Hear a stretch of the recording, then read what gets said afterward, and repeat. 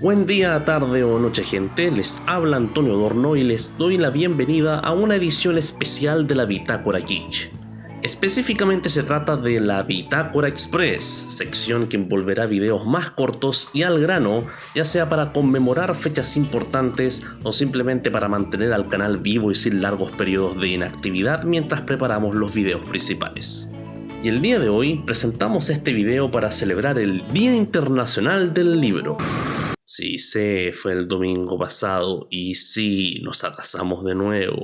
Pero ahora solo por pocos días y aún tiene su sentido porque la temática de hoy tiene un cierto nivel de contingencia. La semana pasada, Los Tres, una de las bandas chilenas más importantes de la historia, anunció un receso en sus actividades, el segundo de su carrera de hecho tras el que hicieron en el 2000, y aprovechando esta especie de alineación de los astros, pues en esta ocasión le echaremos un vistazo a parte de su bibliografía, específicamente estos dos libros porque entenderán que somos un canal novato y no hay presupuesto para más. Pero antes de entrar en materia, cabe destacar la sorpresa que tuve al descubrir la gran cantidad de trabajos escritos dedicada a este grupo. Quizás sorpresa solo para mí, que no estoy acostumbrado a ver tanta información disponible de un artista nacional que no sea Víctor Jara, Violeta Parra o Los Prisioneros. Hasta la fecha de lanzamiento de este video conté 8 libros sobre Los Tres disponibles, lo cual es cuático, pero a la vez muy bacán. Esta banda penquista cuenta con un cuerpo de trabajo bien fortificado, particularmente el que creó su formación original durante los 90, y el hecho de que cada uno de sus discos, o al menos los más importantes, ahora cuenten con su libro particular, en el cual se describan los detalles sobre su producción, el significado de sus canciones y las impresiones de sus integrantes o gente cercana al respecto, es tremendo. Permite tener una óptica más completa del grupo al cual admiramos y además podemos contrastar nuestras propias sensaciones al escuchar la música con lo que sus creadores tienen en mente cuando la crean. Y para esta revisión en particular veremos un libro que no trata sobre un disco en sí, sino que de la carrera de los tres como un todo. Una biografía no autorizada y que generó un montón de polémica cuando se lanzó y que varios fans del grupo últimamente desprecian como un libro farandulesco más que de música. Me disculpará la gente que odiará esta obra literaria, pero eran muchas las leyendas sobre su contenido que me fue inevitable echarle una ojeada y aprovechar la pasada para dar mi opinión literaria, siendo un weón que con suerte se ha leído unos 6 libros en la vida. Pero bueno, antes de entrar en materia, un breve contexto. Los Tres, la última canción, es la llamada biografía no autorizada del grupo oriundo de Concepción. Fue escrita por el dueto argentino de Vera Lán y Enrique Sims, este último siendo el autor principal y considerado un referente latino del llamado periodismo gonzo. Así como explicando a la rápida, este tipo de periodismo es el que envuelve al autor como parte de los acontecimientos que muestra, pero no como un narrador ni como un espectador distante, sino que como un personaje más que muchas veces interviene de forma directa en los hechos que reportea, llegando muchas veces a ser el mismo protagonista de sus notas. Sims en particular era un personaje tremendamente peculiar.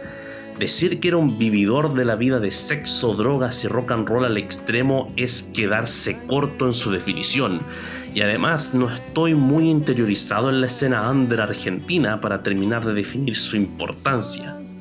Por esas cosas de la vida, este autor vivió en Chile entre finales de los 90 e inicios de los 2000, y su estancia se marcó por dos cosas: haber sido uno de los primeros colaboradores del The Clinic y relacionarse con la en ese entonces creciente escena musical chilena. En base a ese último punto, forma un vínculo cercano con Álvaro Enríquez, cantante y líder de Los Tres, justo en la época en que los penquistas estaban definiendo su primer quiebre tras la salida del disco La Sangre del Cuerpo. Al parecer, la confianza que el rockero tuvo en Sims fue tanta como para llegar a encomendarle la tarea de hacer la biografía que inmortalizaría la historia del grupo, teniendo como principal escenario la gira de despedida que se efectuó a lo largo del país entre abril y mayo del 2000. Sin embargo, con el paso de los meses, Enríquez y compañía empezaron progresivamente a arrepentirse de su decisión al ver que el argentino y su colaboradora estaban poniendo demasiado énfasis en los trapos sucios de sus integrantes, apuntándolos como las principales causas de la ruptura. Cuento corto, cuando salió el resultado final, la relación entre banda y autores se desintegró por completo y agregó fuego al escándalo que el contenido del libro ya provocaba de por sí. La obra finalmente salió en febrero del 2002 como biografía no autorizada. Los tres no se quisieron referir a ella, ni quisieron hacer ningún tipo de promoción, y Sims acusó a la banda de que se quedaron con la gran mayoría de los derechos de autor, más allá de que sacaron su visto bueno, además de que hubo censura de episodios aún más turbulentos de los que salieron a la luz. Hecha esa retrospectiva, vamos al grano. ¿Qué tal el libro? La verdad, difícil de descifrar. Con los antecedentes que recién les presenté, está de más decir que esta no es una biografía común de rock. Los acontecimientos no están en orden cronológico. En honor a su historial, los autores se introducen numerosas veces en el relato, incluso para explicar su conflicto con la banda desde su punto de vista, y hay momentos un tanto disruptivos en la lectura. De repente te aparece un relato sobre el nacimiento del local La Batuta, hecha por su fundador, en donde los tres se referencian como parte de sus inicios, y después hay un diálogo transcrito entre Sims y Cutiaste donde hablan sobre drogas, solo por dar ejemplos. Me cuesta decidir si esto hace la lectura más dinámica o provoca una pérdida de foco, aunque hay otros factores que me hacen ir mayoritariamente por la segunda opción. Esto porque Lan y Sims nunca terminan de definir entre contar la historia de la música que identifica al grupo o meterse de lleno en los líos de faldas de sus integrantes. No vamos a mencionar el gran conflicto farandulesco entre los miembros de la banda con cierta cantante criolla de pop rock, pero sí diré que los episodios polémicos en general aparecen un tanto de golpe. La primera mitad del libro en su gran proporción se dedica a reconstruir los inicios del grupo, la historia particular de cada uno antes de unirse, y hace un repaso un tanto acelerado por los discos y sus huellas. Y de ahí pasamos a contar la historia de cómo el grupo de teatro que conformaba Enríquez se desintegra a transformar parte de la Negra Esther, y después, ¡pam!, el golpe de la famosa traición. Para mí al menos con más detalles de los necesarios y siendo difícil retomar el ritmo durante el resto del libro, el cual se mete en los otros problemas que influyeron en la separación, los cuales van por diferencias creativas y también temas financieros. Entonces, ¿es recomendable? La verdad es que depende de lo que busca el lector. Un fan muy acérrimo de los tres de seguro sabe todo el trasfondo tras este trabajo y tiene razones de sobra para evitarlo. Ahora, si tú eres alguien que ha escuchado los discos, pero que no ha profundizado tanto en su historia, este libro puede servir como una pieza que ayuda a formar el puzzle. Hay historias de orígenes, detalles del contexto en el cual los álbumes salieron y reflexiones de los integrantes que ayudarán a que los conozcas un poco mejor.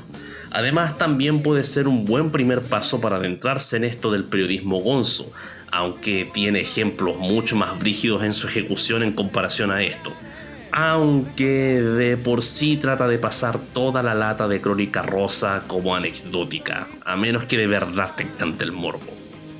Pero por otro lado, este no es un libro que explique en detalle la producción de los discos, solo hay un par de casos en donde se profundiza en el significado de canciones, y si bien hay menciones a la relación del grupo con figuras como Roberto Parra y Pepe Fuentes, no se materializa bien la importancia de una banda como Los Tres en el cancionero histórico chileno. Más bien veo que hay un intento de crear una mística rockera alrededor de ellos, pero no sé si hay un choque cultural muy grande entre la escena argentina con la chilensis, o simplemente es el hecho de que Sims se paseó un montón de límites éticos y traicionó las confianzas dadas para buscarla, que simplemente no se da. Y en base a esto último es que no recomendaría el libro a alguien que recién se está metiendo a Los Tres, o los cacha solo como los hueones que hicieron Amor Violento y He Barrido el Sol. Si tú eres alguien que calza en esta definición, te recomendaría primero escuchar un poco más de su música, que es genial, y tratar de buscar información por otras fuentes. Y una de esas fuentes es el otro libro que reseñaremos en este video. Aunque esto se puede considerar de por sí un libro, he visto notas de prensa que se refieren a esta particular pieza como un tourbook, y dado que compré esto cuando fui a ver a Los Tres en su celebración de los 20 años de este discazo, tiene harto sentido. Tal como lo dice su título, este libro es fome. Tal como la talla que acabo de tirar. Ya, hablando en serio, se trata de un recopilatorio muy completo de distinto tipo de material relacionado con el disco fome, uno de los más celebrados, si no el más celebrado por los seguidores de los penquistas. Y les puedo asegurar que es todo lo contrario a su título.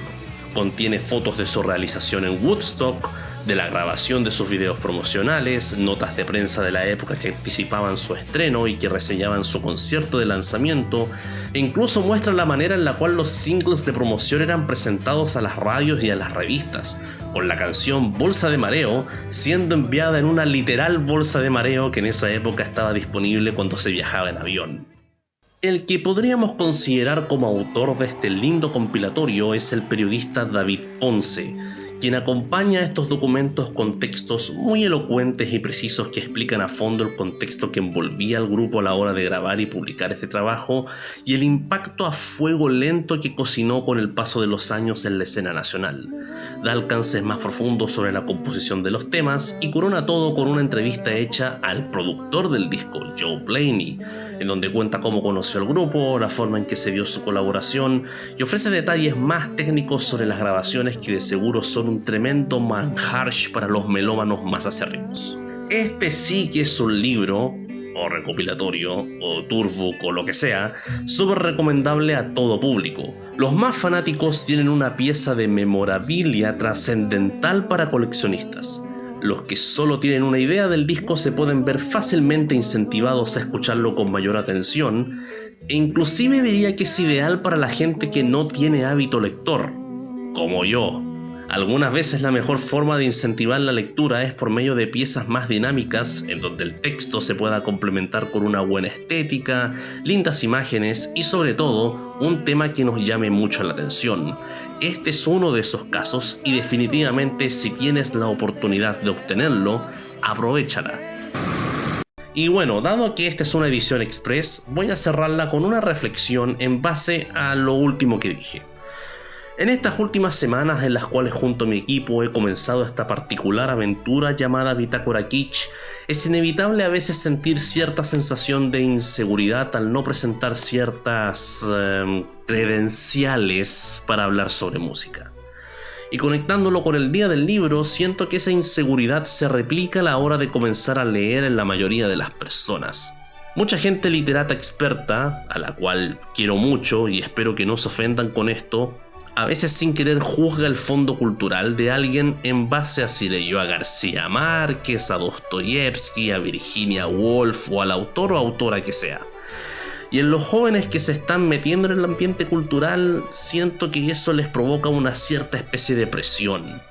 Ante eso, un simple consejo. Si van a empezar a leer, lean sobre lo que les gusta.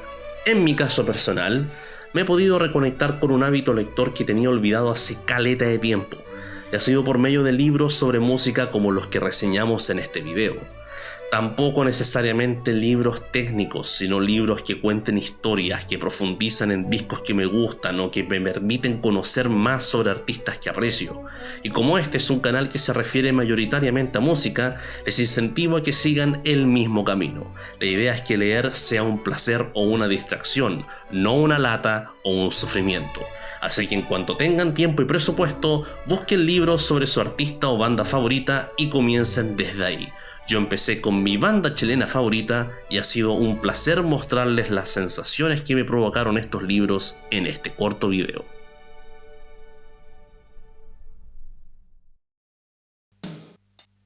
Nuevamente muchas gracias por ver este video de la Bitácora Kitsch.